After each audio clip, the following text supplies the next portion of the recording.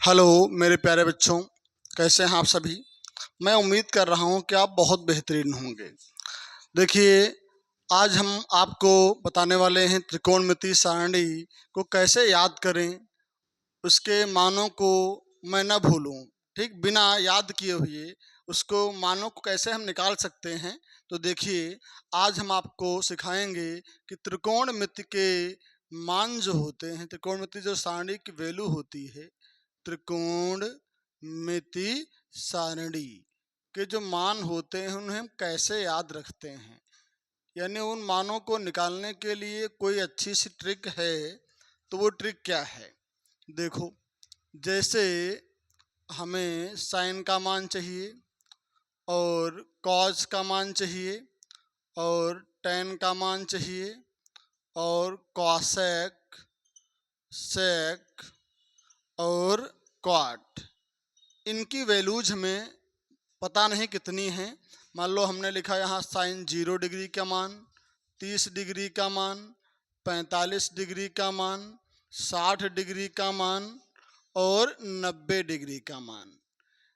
ये मुझे नहीं पता है, तो कैसे निकालेंगे हम इनके मानों को। देखिए ज़रा, तो देखते हैं।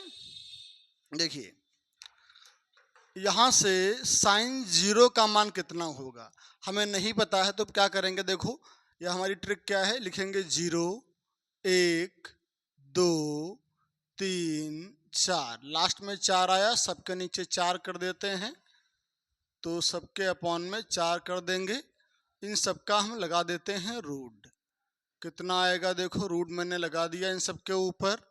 यहाँ 0 है ऊपर, तो क्या आएगा, 0 आएगा। अब देखो, 1 का वर्गमूल 1 होता है, 4 का वर्गमूल 2 होता है। इसे काट लेंगे पहले, 2 1 2, 2 दूना 4, ऊपर 1 है, 1 का वर्गमूल 1 रहेगा, 2 तो बाहर निकलेगा नहीं। यहाँ देखो, 3 का वर्गमूल अंदर ही रहेगा, √3, 4 का होता है 2, इसे काट लेंगे तो 1 आएगा, 1 का क्या बन जाएगा, 1 बन जाएगा। मैंने इसे याद नहीं किया, क्या किया फिर समझो एक बार। 0, 1, 2, 3, 4, सबके अपॉन में कर दिया 4, सबका लगा दिया वर्गमूल। तो साइन 0 0, साइन 30 1/2, साइन 45 1/√2, साइन 60 √3/2 और साइन 90 क्या हो गया, 1 हो गया। अब हमें चाहिए कॉज की वैल्यू, तो कॉज भी हम याद नहीं करेंगे।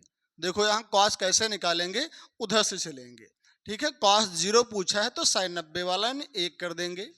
फिर यहाँ क्या पूछा है, कॉस 30, तो इसके बाद में कौन आएगा, √3/2 हो जाएगा हमारा। कितना हो जाएगा, √3/2 हो जाएगा। उसके बाद में क्या हो जाएगा, 1/√2 हो जाएगा। इसके बाद में 1/2, फिर क्या हो जाएगा, 0 हो जाएगा। बात क्लियर हो गई है। क्या किया हमने, कॉज में उधर से वैल्यू को पुट कर दिया। ठीक, अब हम देखेंगे यहाँ से कि हमें चाहिए tan की वैल्यू। तो हम जानते हैं tan कैसे मिलता है। tan बराबर क्या होता है, साइन अपॉन कॉस। tan क्या होता है, साइन बाई कॉस। देखो, tan को हम क्या लिखते हैं, साइन बाई कॉस, यानी साइन को अगर कॉस से भाग कर दें तो tan की वैल्यू मिल जाएगी। तो यहाँ देखो, tan चाहिए, साइन ऊपर है, कॉस नीचे, दोनों को डिवाइड करोगे, ऊपर 0 है तो नीचे एक क्या आएगा, 0 मिल जाएगा। यहाँ देखो, 2 से 2 कैंसिल होगा, तो ऊपर 1 मिला, नीचे क्या मिला, √3 मिला। ये पूरा पूरा कटेगा, एक बार 1 आ जाएगा, 2 से 2 कैंसिल होगा, क्या मिलेगा, √3 मिल जाएगा। 1/0 जो कि होता है अपरिभाषित। ठीक है, तो यहाँ से मैंने किसका किसका मान निकाल लिया, साइन का निकाल लिया मान, कॉस का निकाल लिया, और यहाँ से देखो मैंने tan का भी मान निकाल लिया। अब मुझे किसकी वैल्यू निकालना है, अब मुझे याद करना है कॉसेक के सभी मानों को। तो देखो, जैसा कि हम जानते हैं, कॉसेक जो होता है वो 1/साइन होता है, यानी साइन की जो वैल्यूज है उन्हें हम उल्टा करते रहेंगे तो कॉसेक का मान मिल जाएगा। कैसे, देखो, यहाँ 0 का उल्टा करोगे तो 1/0 आएगा, जो कि हो जाएगा इनफाइनाइट। यहाँ देखिए, इसका उल्टा करोगे 2 ऊपर हो जाएगा, इसका उल्टा करेंगे आप तो √2 ऊपर हो जाएगा, इसका उल्टा करेंगे 2 ऊपर हो जाएगा, √3 नीचे हो जाएगा।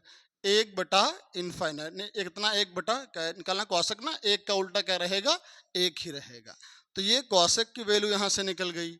अब देखो हम निकालेंगे सेक। जैसा कि हम जानते हैं सेक बराबर क्या होता है, 1/cos।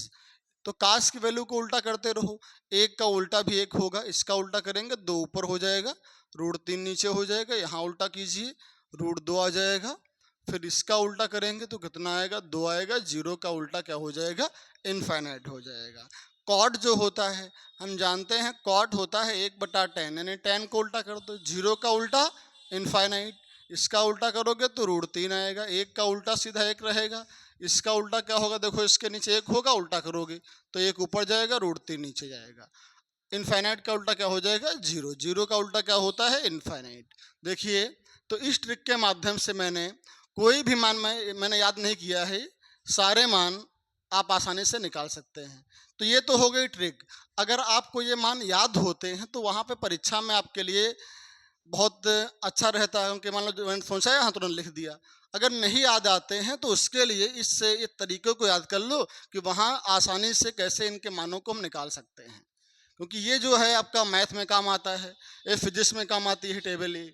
ठीक, तो टेबल को आप याद कर डालिए, क्योंकि बिना बिना टेबल के आप त्रिकोणमिति के सवालों को आसानी से, चाहे ऊंचाई दूरी हो या हमारा ट्रिग्नोमेट्री कोई वैल्यूज वाले प्रश्न हो, तो उनको नहीं हल कर पाएंगे। ठीक है, आज के लिए इतना ही, फिर मिलते हैं कल एक नई वीडियो के साथ में। नमस्कार। देखा दो हमका पहले।